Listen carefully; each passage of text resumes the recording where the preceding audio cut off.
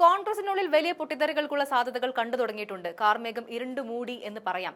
ഏത് നിമിഷവും തിമിർത്ത് പെയ്യാവുന്ന സാഹചര്യമാണ് നിലനിൽക്കുന്നത്. വലിയ കോലാഹലങ്ങൾക്ക് മുമ്പുള്ള ശാന്തതയിലൂടെയാണ് ഇപ്പോൾ കോൺഗ്രസ് കടന്നു പോകുന്നത്. നിയമസഭാ തെരഞ്ഞെടുപ്പിന് മുന്നോടിയായി സിപിഎമ്മും ബിജെപിയും അവരുടെ സംഘടനാ സംവിധാനം സുസജ്ജമാക്കി കഴിഞ്ഞു. എന്നിട്ടും കോൺഗ്രസ് പാർട്ടിക്ക് നേരം വെളുത്തില്ലെന്ന് പറയേണ്ടി വരും. പ്രിയങ്ക ഗാന്ധിയുടെ മണ്ഡലമായ വയനാട്ടിൽ വിവാദവും അഴിമതിയും ആത്മഹത്യകളും ഒഴിഞ്ഞ നേരമില്ല. ഏത് വിഷയവും അലമ്പാക്കുന്നതിൽ വിരുദ്ധനാണ് DCC പ്രസിഡന്റ് ND അപ്പച്ചൻ എന്നാണ് ജില്ലയിലെ കോൺഗ്രസുകാർ തന്നെ പറയുന്നത്.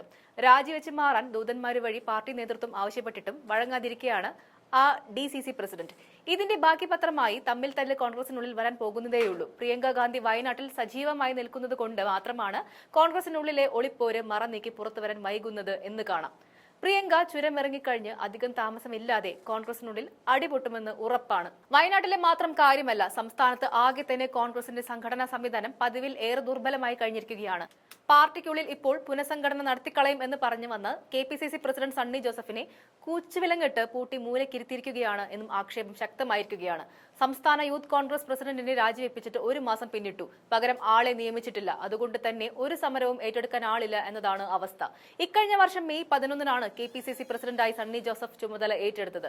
അതിന് പിന്നാലെ പാർട്ടി പുനഃസംഘടനയാണ് മുഖ്യ അജണ്ട എന്ന് പ്രഖ്യാപിക്കുകയും ചെയ്തതാണ്. പട്ടിക തയ്യാറാക്കി ഡൽഹിക്ക് പോവുകയും തിരിച്ചു വരികയും ചെയ്തത് അല്ലാതെ ഒന്നും സംഭവിച്ചില്ല. സെക്രട്ടറിമാരായ 170 പേരുടെ ലിസ്റ്റ് തയ്യാറാക്കിയെന്ന് പറയുമ്പോഴും അതിൽ ഒന്നുപോലും വെട്ടം കണ്ടിട്ടില്ല. ഒരു കാരണവശാലും പുനഃസംഘടന പാടില്ലെന്ന് ശഠിക്കുന്ന ഒരു സംഘമാണ് പ്രവർത്തനങ്ങൾ തടസ്സപ്പെടുത്തിയിരിക്കുന്നത്. ഇതിനെല്ലാം പുറമെയാണ് ലൈംഗികാരോപണത്തിൽ കുരുങ്ങിയ യൂത്ത് കോൺഗ്രസ് പ്രസിഡന്റ് രാഹുൽ മാങ്കൂട്ടത്തിലിനെ നേതൃസ്ഥാനത്ത് നിന്ന് മാറ്റിയത്. പകരം ആളിനെ നിയമിക്കാൻ കഴിയാത്തതും കുറവ് തന്നെയാണ്.